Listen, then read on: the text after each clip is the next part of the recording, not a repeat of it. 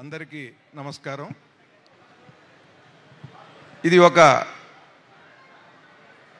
అద్భుతమైనటువంటి సమయం. నాకైతే ఈ సినిమాలో రాసినటువంటి పాట జన్మ ధన్యమయ్యే పాటల్లో ఒకటిగా భావిస్తాను. నేను చాలా కష్టం ఇలాంటి పాట సన్నివేశాన్ని కల్పించడం. దర్శకుడు రాసినటువంటి దాన్ని ఒప్పుకోవటం, ముందు యాక్సెప్ట్ చేయాలి.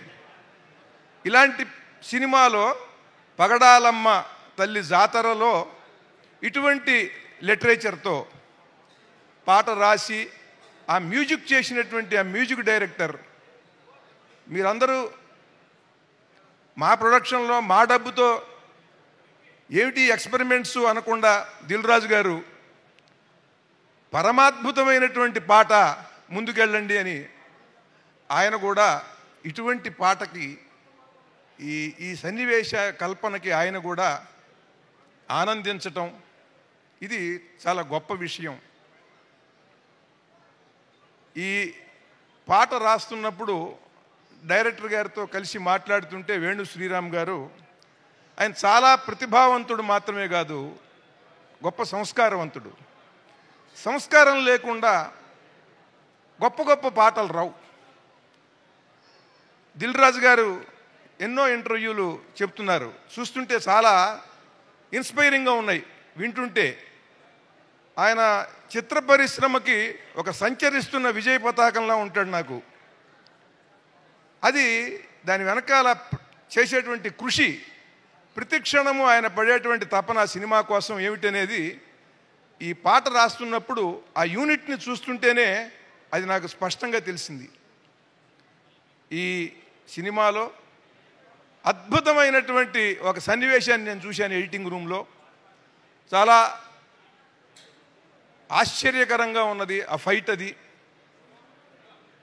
దీనికి స్వరకల్పన చేసినటువంటి గొప్ప మేధావి, గొప్ప విద్వత్వం ఉన్నటువంటి అజనీష్ గారికి హృదయపూర్వకంగా నా నమస్కారాలు, ధన్యవాదాలు తెలియజేస్తున్నాను. ఎందుకంటే ఆయన చిన్నవాడు వయసులో, కానీ పరమాద్భుతంగా చేశాడు. ఇవాళ ఇండియాలో భారతీయ సంస్కృతి సంప్రదాయాల్ని ప్రతిబింబించేలాగా మ్యూజిక్ చేసి అందరినీ ఆశ్చర్యపరచడం, ఆకట్టుకోవడం చాలా కష్టం.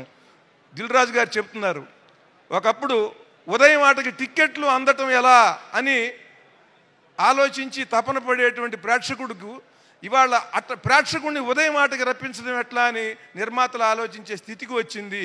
దీనికి కారణం ల్యాక్ ఆఫ్ క్రియేటివిటీ అనేటువంటిది ఆయన స్పష్టంగా చెబుతూ, కథల్లో మిగతా అనేకమైనటువంటి అంశాల్లో పాటలు, సంగీతం, వీటన్నిటిలో కూడా పర్ఫార్మెన్సు, వీటన్నిటిలో కూడా శ్రద్ధ తీసుకోవాలి, ఆడియన్ని ఆనందపరచాలి. మనం నవరసాలతో అభిషేకిస్తే ఆడియన్ మనకు కనకాభిషేకం చేస్తాడు అని ఆయన స్పష్టంగా చెబుతున్నారు. అటువంటి దిశలో, అటువంటి ప్రణాళికతో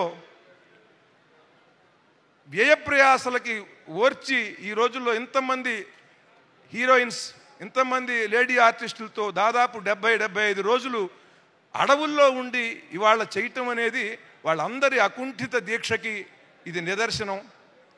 చాలా ఈ అద్భుతమైనటువంటి ఈ సినిమాలో నేను ఈ పాట రాయటం నాకు చాలా ఆనందంగా ఉన్నది.